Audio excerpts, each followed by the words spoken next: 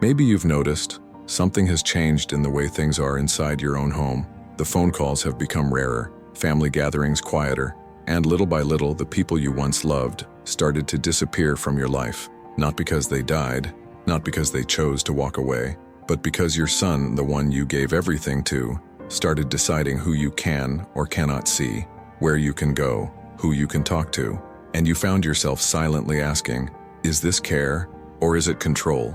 It may seem confusing at first.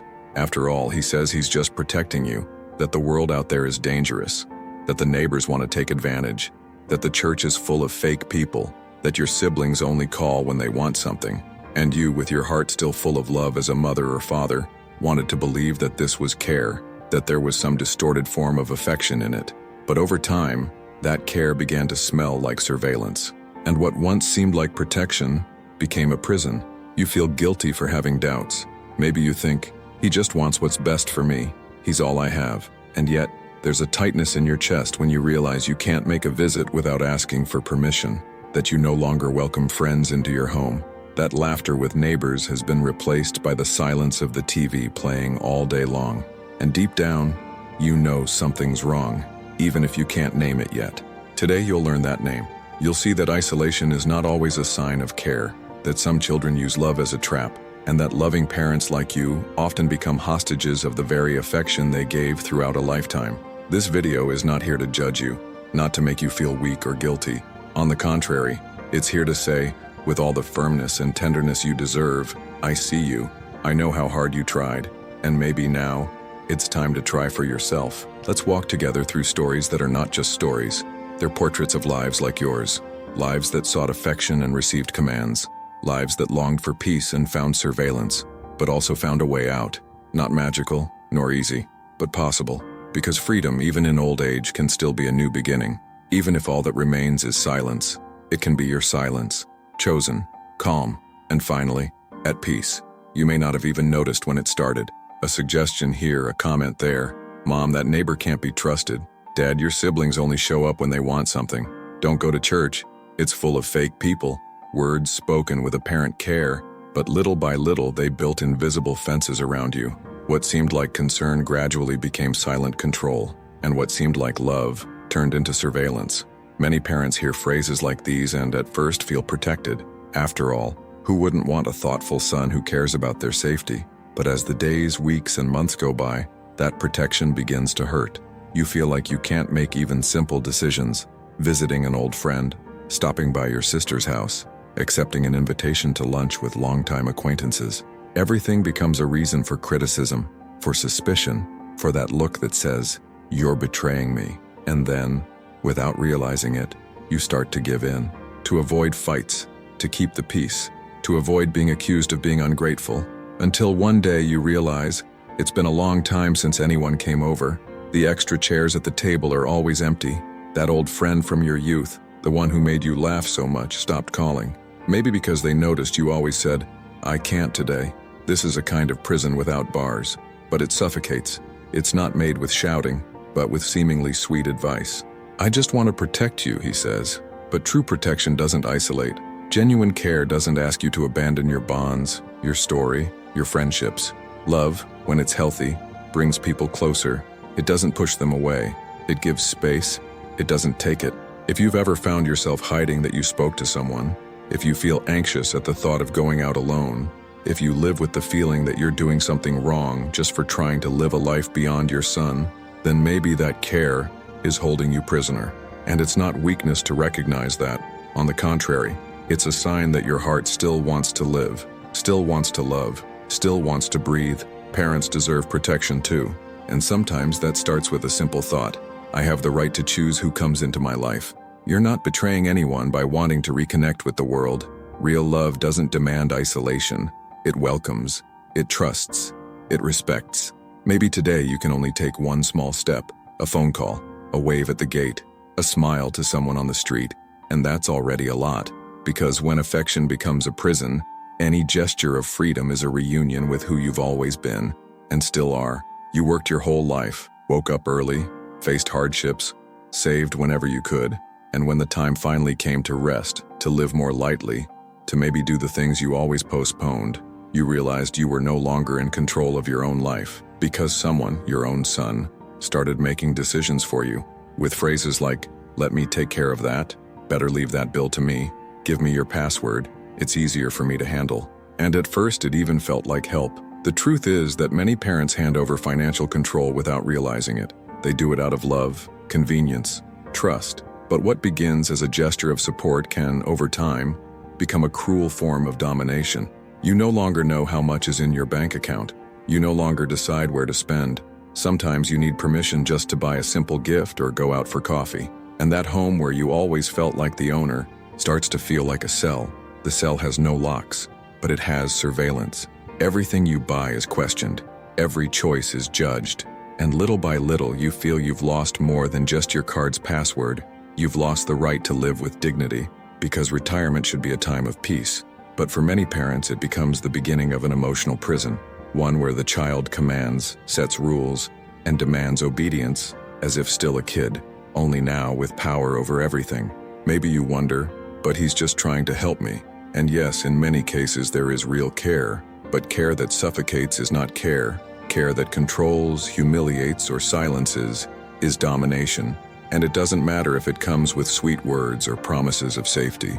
When you can no longer choose how to live your own days, something is wrong. It's hard to see that. It's painful to admit that the son you gave everything to now behaves like someone who takes, who limits, who traps. But not seeing it also has a cost.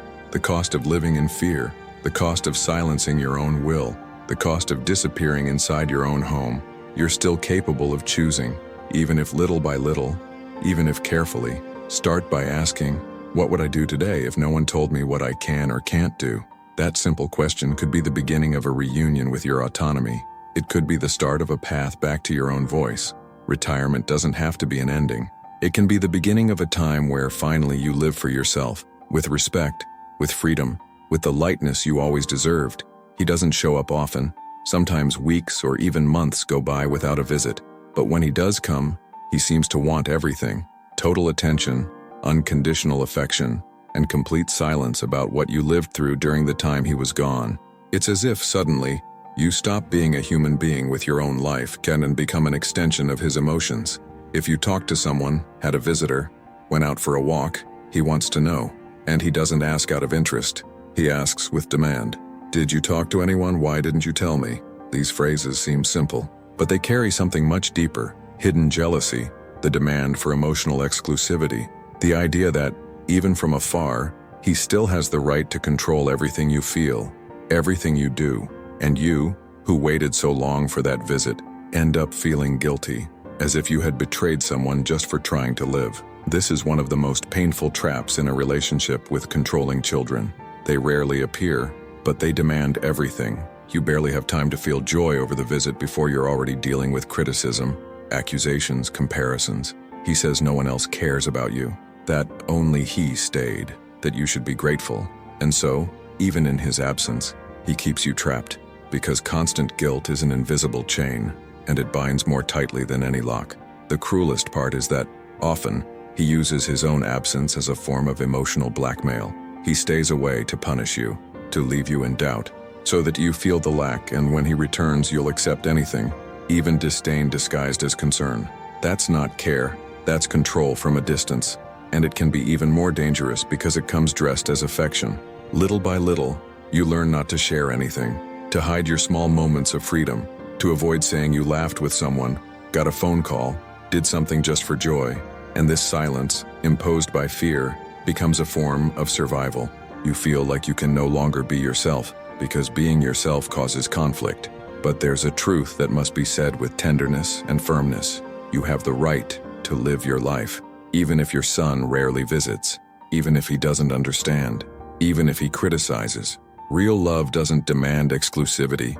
Mature love respects the other's space, and no one has the right to make you feel guilty for trying to be happy.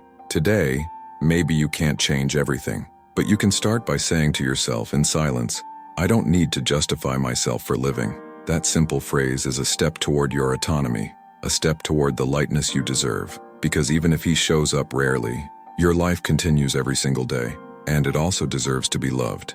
It wasn't planned, it wasn't a cold decision. It was instinctive, A small gesture, almost imperceptible, but one that carried the weight of many years. She looked at the screen, saw her son's name appear, and simply didn't answer. For the first time, she chose not to listen, not out of anger, but out of exhaustion, emotional exhaustion, because she already knew what was coming in that call: criticism, pressure, veiled accusations. And that day she had no more room for pain. Maybe you felt something similar. That feeling that every time the phone rings, your heart tightens, not from longing, but from fear. Fear of the tone of voice, fear of the words that wound without shouting, fear of the manipulation disguised as concern. Are you alone again? You always mess things up when I'm not around. Forget it. No one will take care of you like I do. Words that hurt, even when said calmly, because they carry judgment, because they deny your autonomy, because they make you feel small inside your own story. When she hung up the phone, she knew there would be consequences, and they came. Days of punishing silence, cold short messages, phrases like "then just die alone," as if his love were a bargaining chip, as if refusing the call were an unforgivable sin.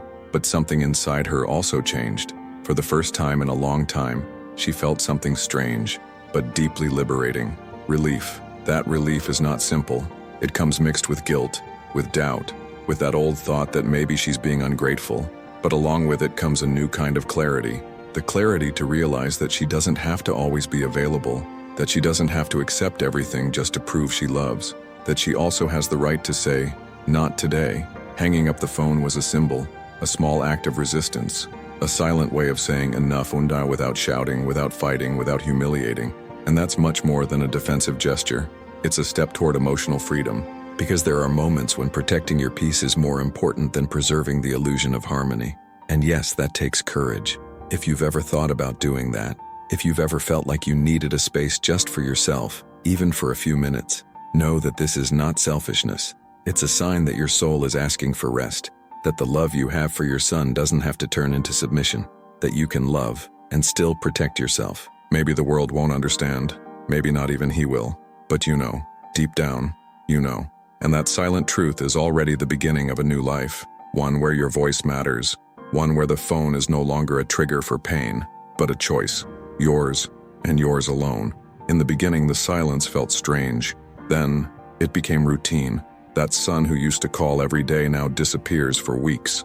And interestingly, with his absence, something became clearer than ever. The love he claimed to feel always came with conditions. When you obeyed, when you agreed, when you didn't complain, he was around. But the moment you disagreed, asked for space, made your own decision, he vanished, as if his affection was tied to an invisible leash. That kind of silence isn't forgetfulness, it's punishment.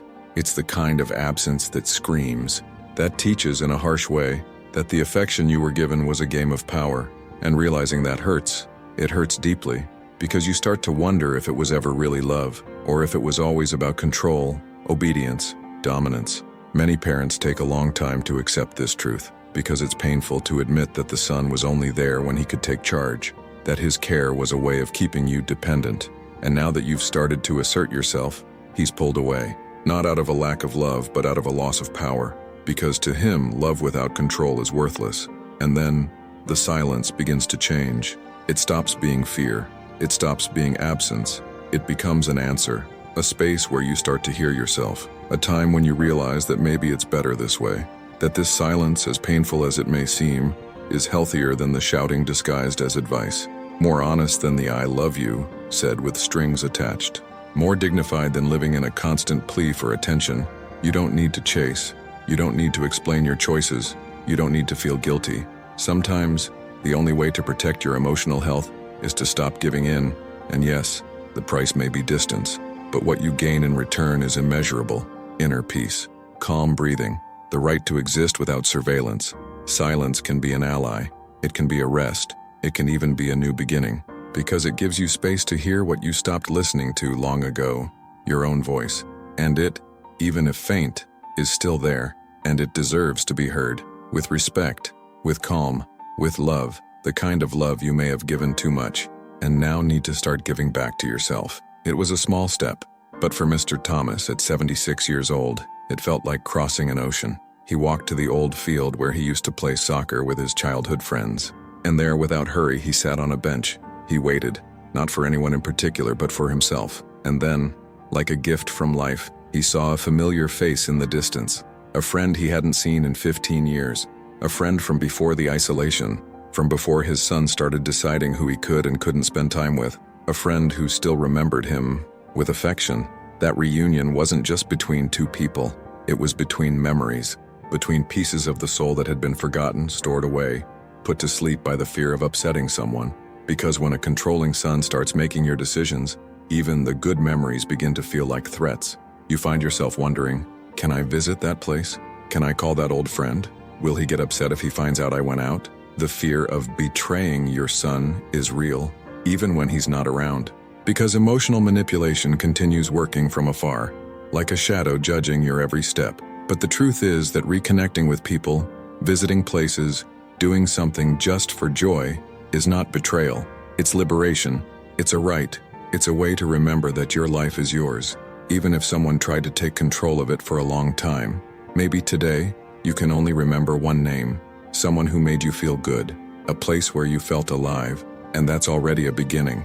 Because reconnecting with the world doesn't have to be grand. Sometimes it's just a walk to the grocery store without having to explain it, an afternoon in the backyard without fear of being judged, a phone call made without guilt. These simple gestures are silent revolutions. Yes, it might feel scary. Yes, you might feel guilty, but you'll also feel something else. Dignity. The dignity of looking in the mirror and recognizing who you were before being reduced to his father, her mother, because before any title, you are a whole person, with history, with dreams, with longing.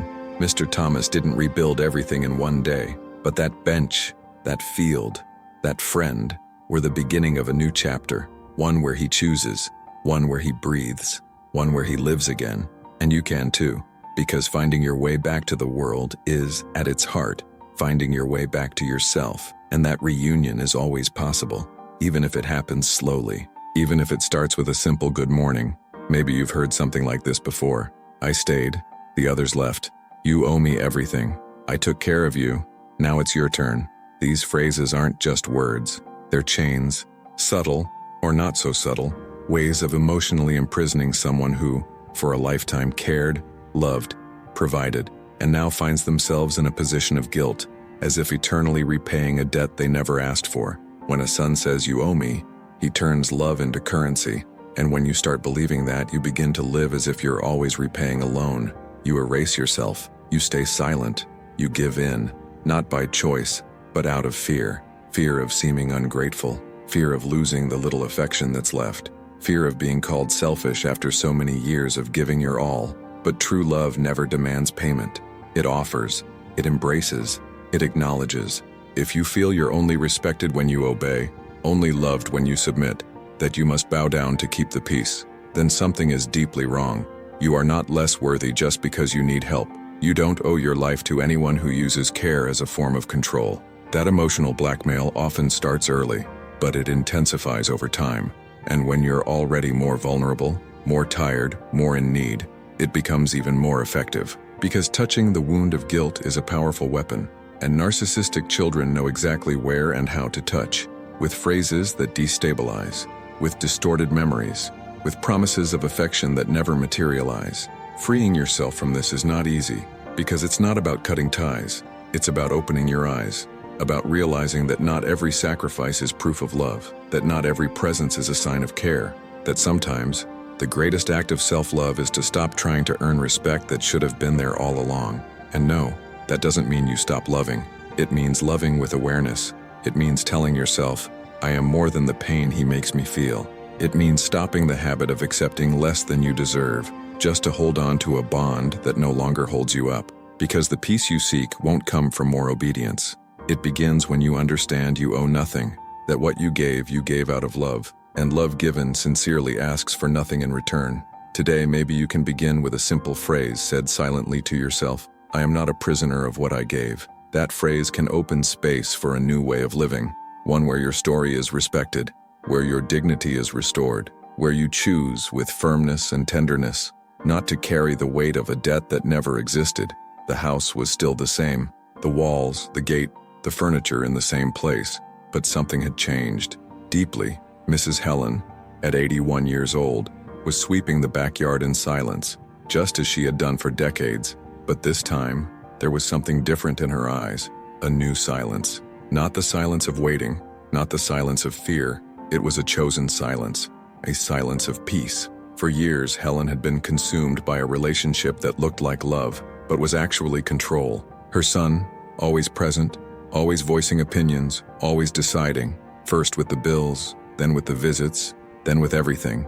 She kept giving in, because she loved him, because she thought she was being cared for, until one day she no longer recognized herself. And it was on that day, in a moment of profound loneliness, that she realized the worst thing wasn't the possibility of dying alone. The worst thing was continuing to live surrounded by control, watched at every turn, suffocated by fear. Cutting contact was hard, painful, frightening, but liberating. She spent sleepless nights. She cried. She questioned herself. But little by little, something inside her began to settle. She started going to a community book club, made new friends, laughed again, found joy in small things, a warm cup of coffee, a well-written book, an afternoon without pressure. The solitude that once felt like punishment became a refuge. It became a place of healing. And maybe that's the greatest lesson. The end of a relationship isn't always a loss. Sometimes it's a release. Absence isn't always abandonment. Sometimes it's protection. Mrs. Helen didn't lose her son. She lost the fear of living without him, and in doing so, she regained something infinitely more precious, herself. If you're hearing this now, maybe you also feel that something needs to change, that there's a voice inside you still faint asking for peace. Maybe there's still guilt, doubt, exhaustion, and all of that is understandable. But there is also hope. There is still time. There is still space to start again. You are not alone. Your story matters. Your pain is valid, and your freedom is possible, even if it starts with a small gesture, even if it feels too late. Because as long as there is life, there is a path. And that path can absolutely lead you back to a place where the house is still the same, but finally it's yours, and yours alone.